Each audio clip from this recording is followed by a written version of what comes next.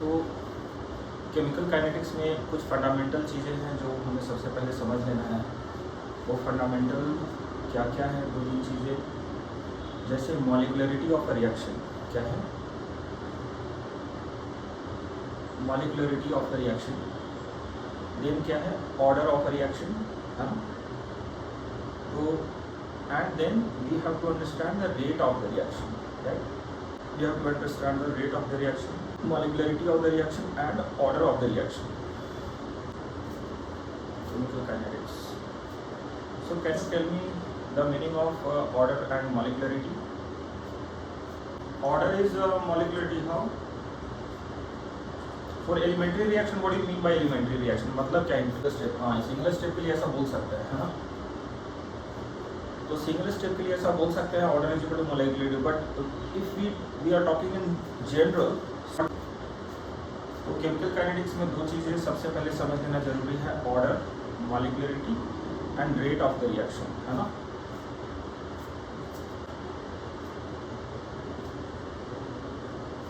Yeah, there will be 1 by A, 1 by B that I have followed, C and it will be D, right?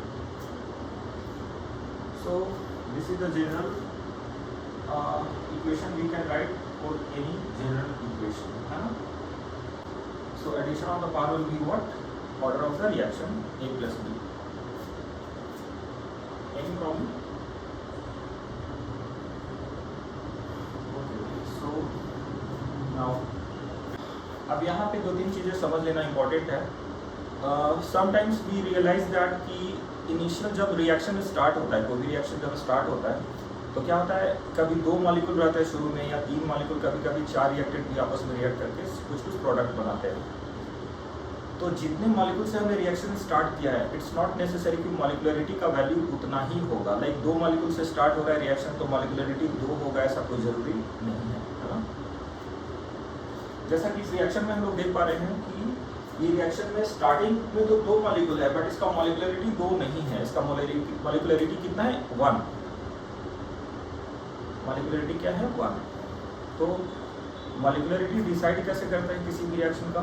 First thing, ये मॉलिक्युलरिटी जो है ये on paper decide नहीं होता है, this is a lab procedure. किस तरह का प्रोसीजर है ये? Lab procedure, right. So usually क्या ऑब्जर्व किया जाता है लैब में? सपोज कोई रिएक्शन 2 स्टेप में हो रहा है ना। कोई रिएक्शन कितने स्टेप में हो रहा है? 2 स्टेप में हो रहा है।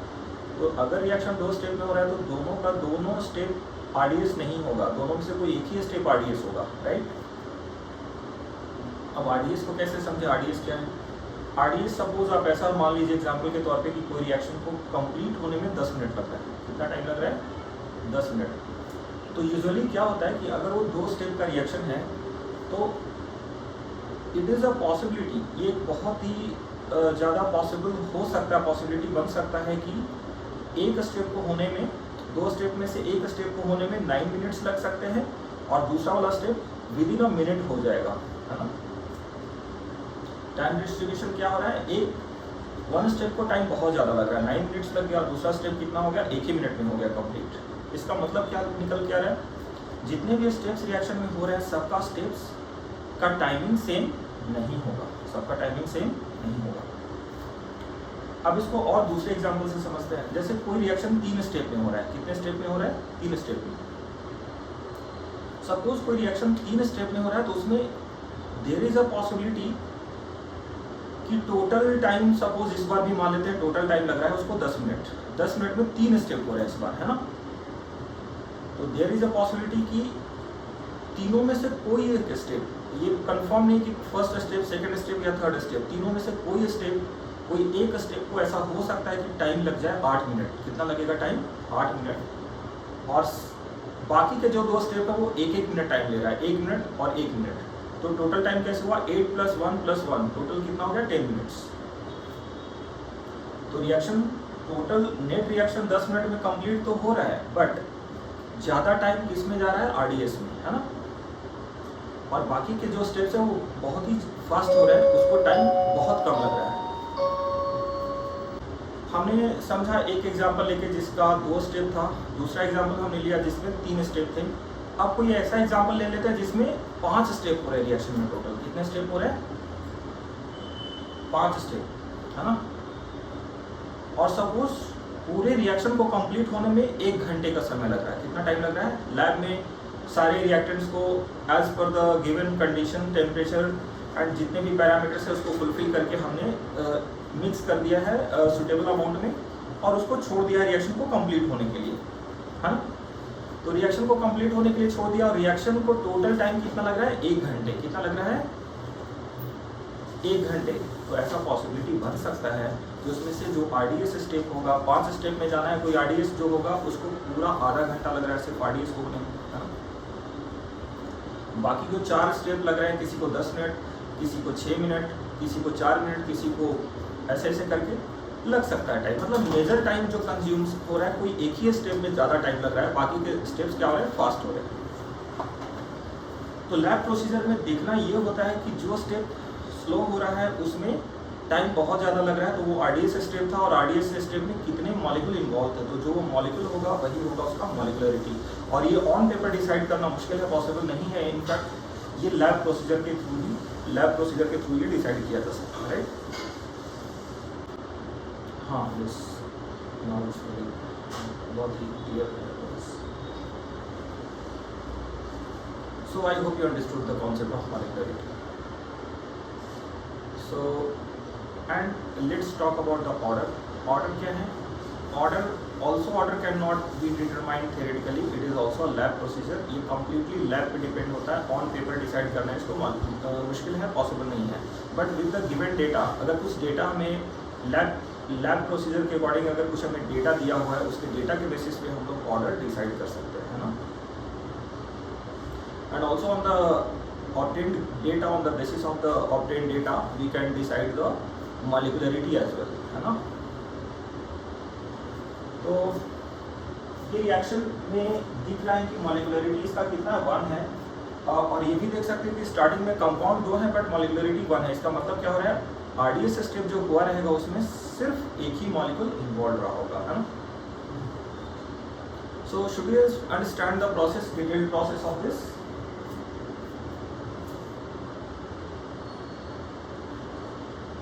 This is actually tertiary butyl chloride. जब टर्शियरी ब्यूटाइल क्लोराइड को वाटर में आप डाल देते हैं, पानी में डाल देते हैं, तो पानी का कोई एक्शन स्टार्ट, अभी तक पानी का कोई डायरेक्ट रोल यहाँ पे नहीं होता है। इनिशियली क्या होता है? क्लोरीन का बॉन्ड कार्बन से धीरे धीरे टूटना चालू होता है। धीरे धीरे क्या होता है? Chlorine breaks its bonds with the carbon atom slowly, और ये प्रोसेस बहुत ही स्लो होता है। क्यों स्लो होता है? Because CCl is a strong bond, right. तो होता क्या है? ये बॉन्ड टूटेगा। ये 2 स्टेप में रिएक्शन होता है। स्टेप 1 में क्या होता है? Bond breaking.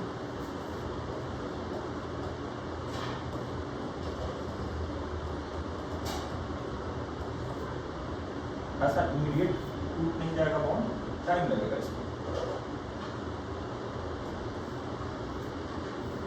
This process is very slow and this is called as transition state.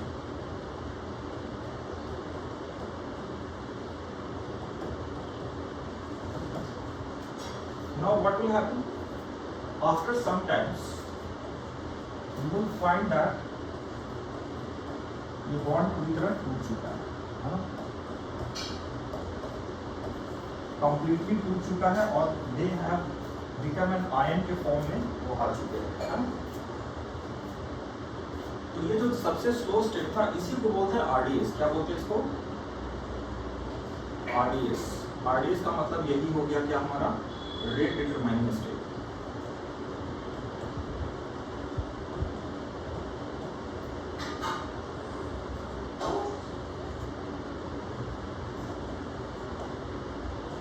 मतलब आप समझ सकते हैं कि रिएक्शन 2 स्टेप में हो तो रहा है जरूर, बट ज्यादातर टाइम यही ले रहा है।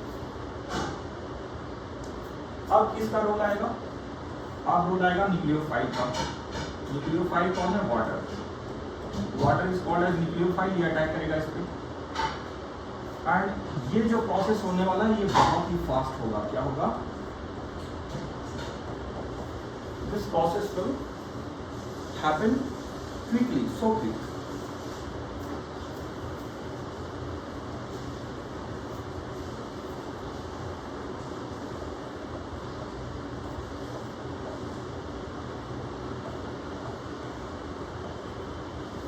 ये प्रोसेस बहुत ही फास्ट होगा।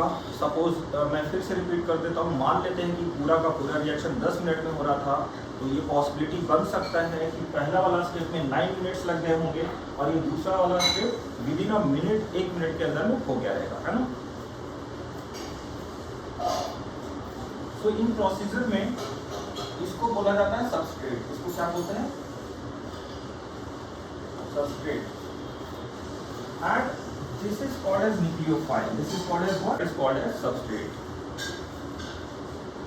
तो जो reagent यूज किया जा रहा था वो था टर्शियरी ब्यूटाइल क्लोराइड, तो that was our substrate।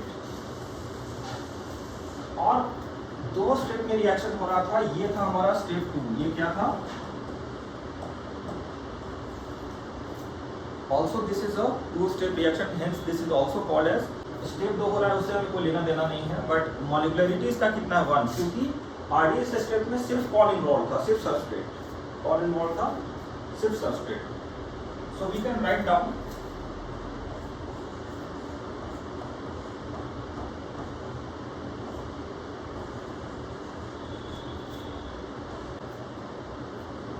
So I hope it is very clear now. तो मॉलिक्युलरिटी कैसे डिसाइड किया जाता है? This depends upon the mechanism of the reaction. So this was the complete mechanism.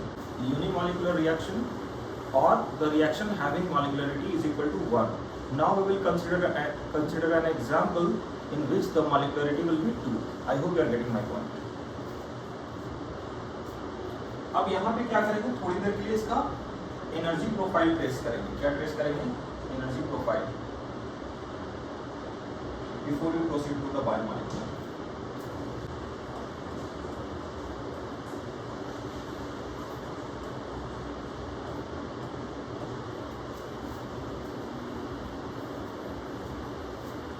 So these are the energy profile. Yeah, you were asking something. Tell me please.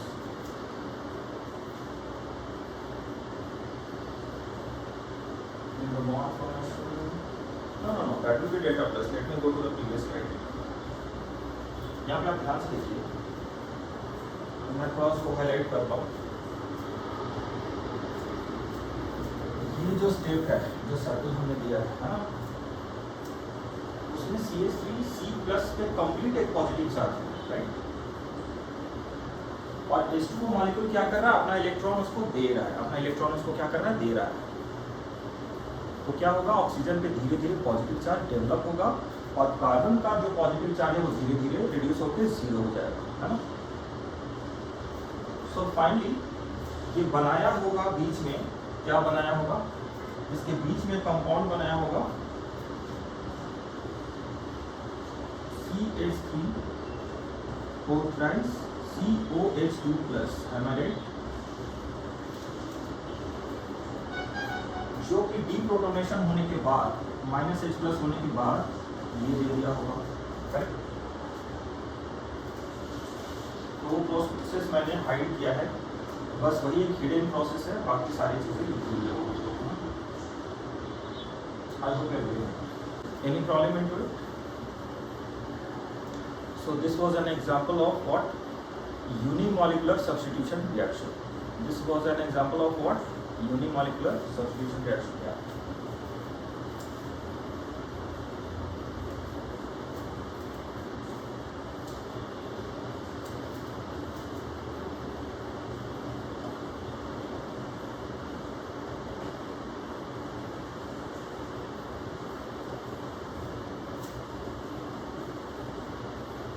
SN1 reaction.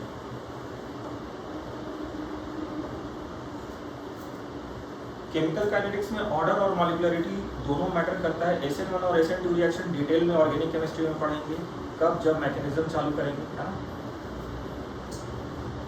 SN1 is unimolecular nucleophilic substitution reaction. Here N stands for nucleophilic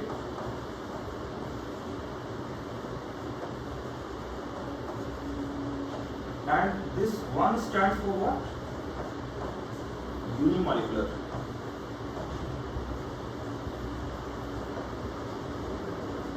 And S stands for what?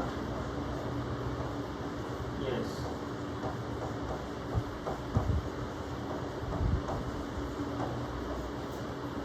So simply this process is called as SN1 reaction.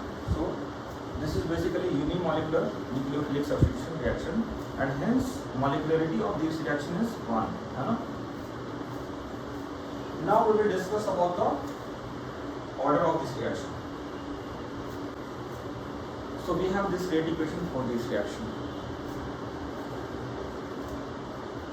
Now this rate equation, ये जो rate equation है कहाँ से आया?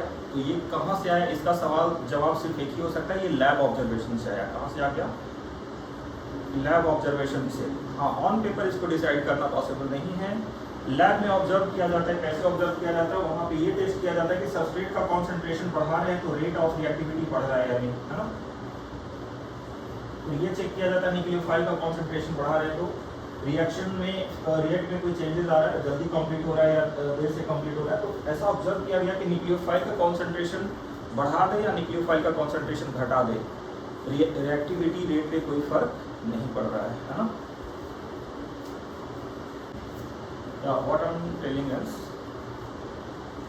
in lab it is observed that whenever we increase the concentration of substrate, it was found that the reactivity was increasing linearly in that same proportion. And it is also found that whenever we increase the concentration of nucleophile, so water का अगर increase कर रहे हैं, dilution increase कर रहे हैं ना, water ही तो nucleophile है, तो ऐसा ऑब्जर्व किया गया कि रेट में कोई चेंजेस नहीं आ रहा है ना। Rate was constant, so rate equation क्या बन गया? K into substrate to the power 1 into nucleophile to the power 0, right? Hence we can say that the order of this reaction will be equal to 1 plus 0, right? So order आ गया 1,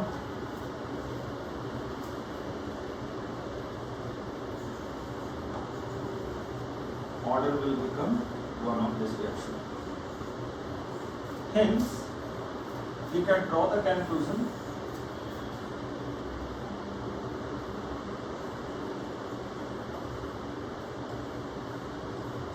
hence this is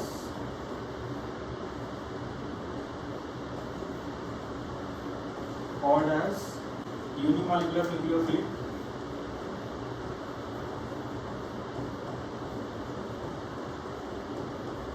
substitution reaction। का order हो गया 1, मॉलिक्युलरिटी हो गया 1, है ना। So this is SN1 is called as first order reaction, unimolecular substitution reaction of order 1, right? I hope it's clear and you don't have any problem. Yeah, so similarly we can consider one more example. Have you written this? Okay. Any problem till here? So we'll try to understand the mechanism of this process.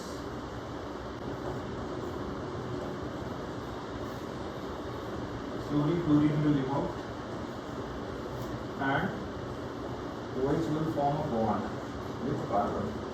Charge of oxygen will decrease gradually and charge on chlorine will increase gradually, right? So this is called as transition state.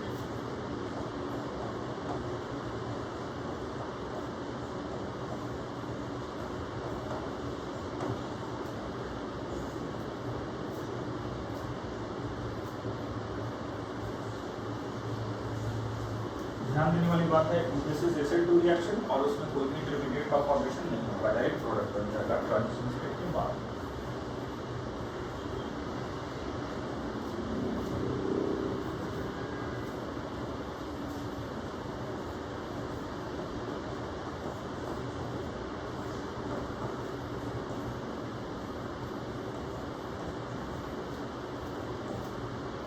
Plus Cl minus, okay. So there will be formation of Cl minus only. There will be no H plus. we have taken a basic media, so there will be no presence of acid, right?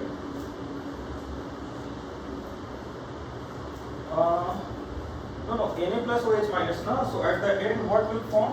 Na plus Cl minus, right? So finally they are forming NaCl, है ना?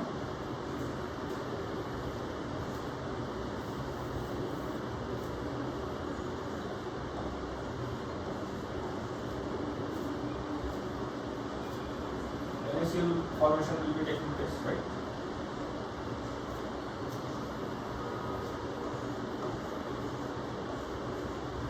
So here there will be no formation of intermediate, only there will be transition state and there will be directly formation of product. So should we draw the energy profile if you have written all this? चीजें sufficient criteria रहने के बाद भी अगर इतना minimum energy supply नहीं करेंगे reaction में, तो रिएक्टेड प्रोडक्ट में कन्वर्ट नहीं करेगा, है ना? समथिंग कोलिजन थियरी में आपने पढ़ा होगा या पढ़ेंगे कि दो मॉलिक्यूल के बीच में सफिशिएंट काइनेटिक एनर्जी होना चाहिए, उतना मिनिमम मोमेंटम होना चाहिए जिससे वो कोलाइड करेगा तो प्रोडक्ट में कन्वर्ट करेगा।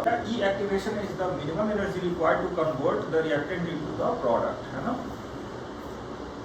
तो आप देख रहे हैं कि फर्स्ट पीक जाने के लिए एनर्जी थोड़ा ज्यादा ही चाहिए, राइट?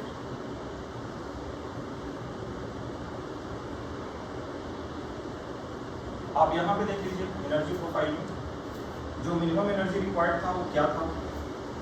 इसको जब एक्सटेंड करेंगे तो लगभग ऐसा ग्राफ आ रहा है, हाँ? तो यहाँ से यहाँ तक का जो डिफरेंस है यही तो है यहाँ का activation energy, right? So this difference is nothing but the delta E activation. So this is the amount of energy. This is the minimum energy of amount that is required to convert the reactant into product. I hope you are getting it. यहाँ तक clear है, कोई दिक्कत नहीं है? तो अभी तक हमें समझ में आ गया what is unimolecular reaction, what is bimolecular reaction, what is first order reaction, what is second order reaction. साथ में हमने ये भी समझा है किसी भी रिएक्शन का ऑर्डर डिसाइड करना it's not a paper work, ये थ्योरी वाला पार्ट नहीं है, ये लैब प्रोसीजर है। कंप्लीटली ये रेट इक्वेशन पे डिपेंड करता है। और रेट इक्वेशन आता कहाँ है, तो कहाँ से है? जैसे हमने रेट इक्वेशन यहाँ पे लिखा, ध्यान से देखिए, यहाँ पे हमने एक रेट इक्वेशन लिखा है तो ये जो रेट इक्वेशन है ये कहाँ से आता है? ये आता है लैब एक्सपेरिमेंट से। कहाँ से आता है? Lab experiment. ये पावर यहाँ पे 1 है, ध्यान दीजिएगा, है ना? तो इक्वेशन है कहाँ से आता है? ये लैब एक्सपेरिमेंट से आता है। ये ऑन पेपर हम लोग डिसाइड नहीं कर सकते, राइट?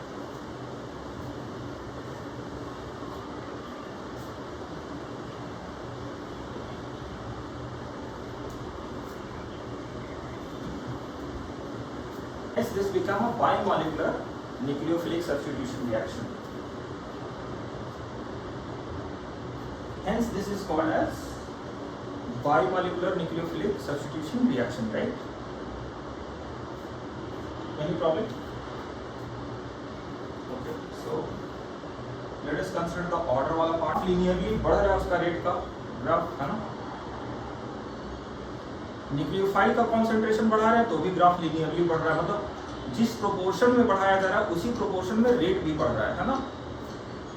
इसको ऐसा बोल सकते हैं कि अगर हमने सबस्ट्रेट का कॉन्सेंट्रेशन डबल कर दिया तो इट वाज ऑब्जर्व दैट कि रेट भी डबल हो गया, है ना? ऐसा देखा गया कि न्यूक्लियोफाइल के कॉन्सेंट्रेशन को डबल कर दे, मतलब कॉन्सेंट्रेशन बेस का बढ़ा के डबल कर दे। मोलरिटी इनिशियल जो भी था x सपोज, तो उसका मोलरिटी कर दिया 2x। तो अगर न्यूक्लियोफाइल का कॉन्सेंट्रेशन हमने डबल कर दिया गया तो ये देखा गया कि रेट भी क्या हो गया, डबल हो गया। फिर और एक्सपेरिमेंट किया गया, इस पर क्या किया गया, न्यूक्लियोफाइल का कॉन्सेंट्रेशन भी डबल कर दिया और सबस्ट्रेट का भी कॉन्सेंट्रेशन डबल कर दिया, दोनों डबल कर दिया। तो देखा गया रेट हो गया 4 टाइम्स। क्या हो गया? 4 times. What it means? So we can conclude that the rate was equal to k into substrate to the power 1 into nucleophile to the power 1। अगर पावर 1 and 1 लेंगे तभी ये सेटिस्फाई करेगा कंडीशन को, है ना? Hence order will be equal to 1 plus 1, that is equal to 2. So इस reaction को बोलते हैं SN2. Hence SN2 reaction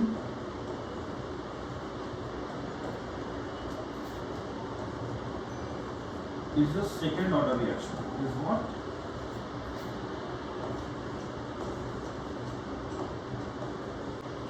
I hope you are getting it.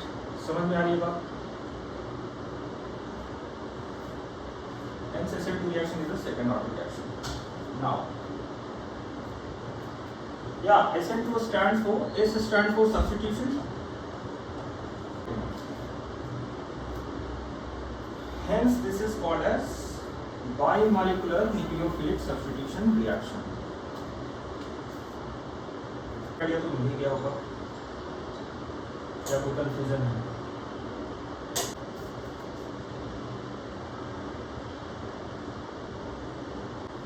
जो रिएक्शन दिया हुआ उसके according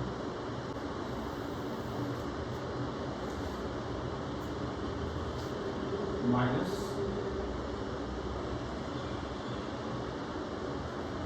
B/O5 divided by, okay, so इसमें से कोई भी एक टर्म ले लेंगे वो रेट बताएगा. इसमें से कोई भी एक टर्म ले लेंगे वो क्या बताएगा? रेट, है ना. So average rate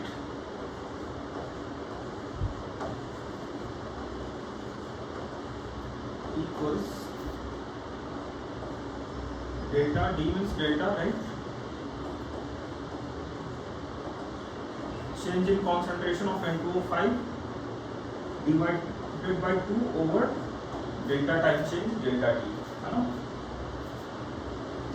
So concentration change कहाँ से कहाँ हो रहा है आप ध्यान से देखिए. 2.33 से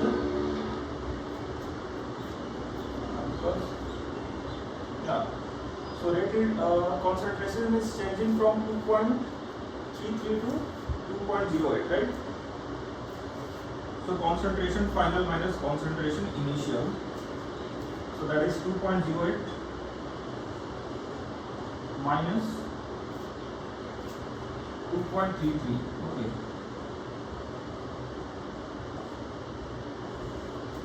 divided by 2 times delta T,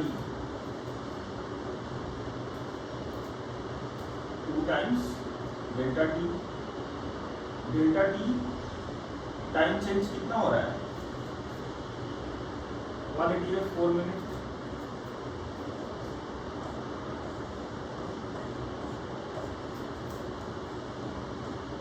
and it will be negative sign, है ना.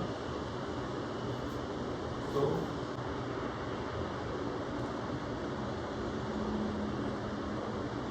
unit average we have got. यहाँ से हमें ये इक्वेशन तो मिला ही हुआ है, इतना तो ले सकते हैं यहाँ से. और दोनों साइड ध्यान से देखें तो 2 कैंसिल भी हो जाएगा सर. तो N2O5 रेट हमें यहाँ का निकालना है.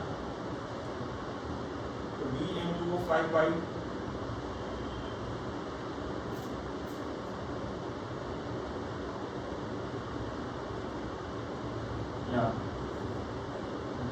yes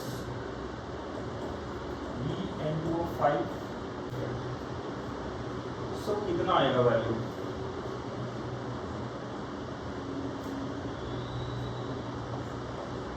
.52.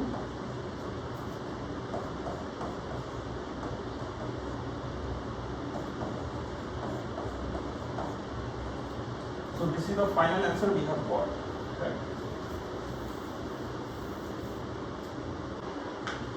So should we consider the next problem after this? कोई भी प्रॉब्लम है इसमें तो पूछ लीजिए, किसी भी तरीके का दिक्कत है तो. Understood now?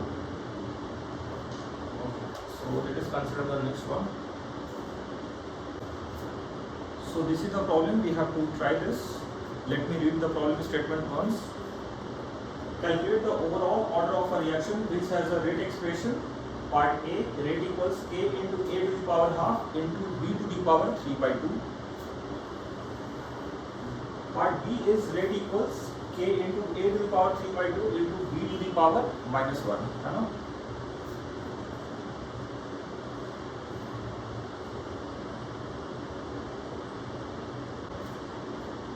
तो जो पावर का वैल्यू था उसको हमने सिंपली ऐड कर दिया, दोनों का ऑर्डर मिल गया। I hope you understood.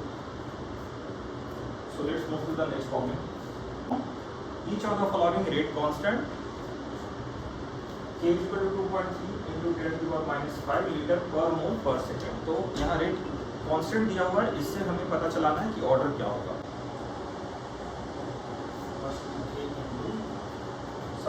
Mole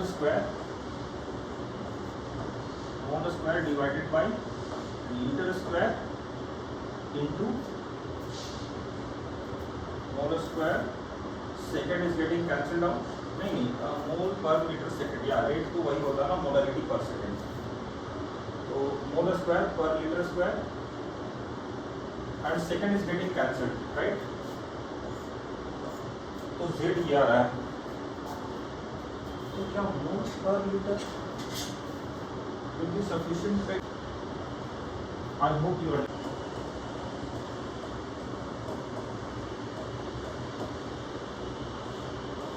So will it be okay if I solve this second wala part?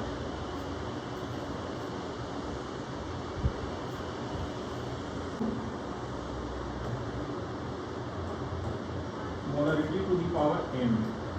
So let's see. Second and second got cancelled.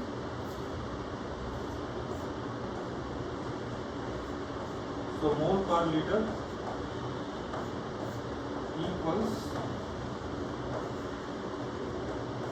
molarity to the power m. So this inside term, this term is nothing but the molarity, right? Hence molarity to the power 1 equals molarity to the power n. Hence n equals 1, correct? Hence it is a first order reaction.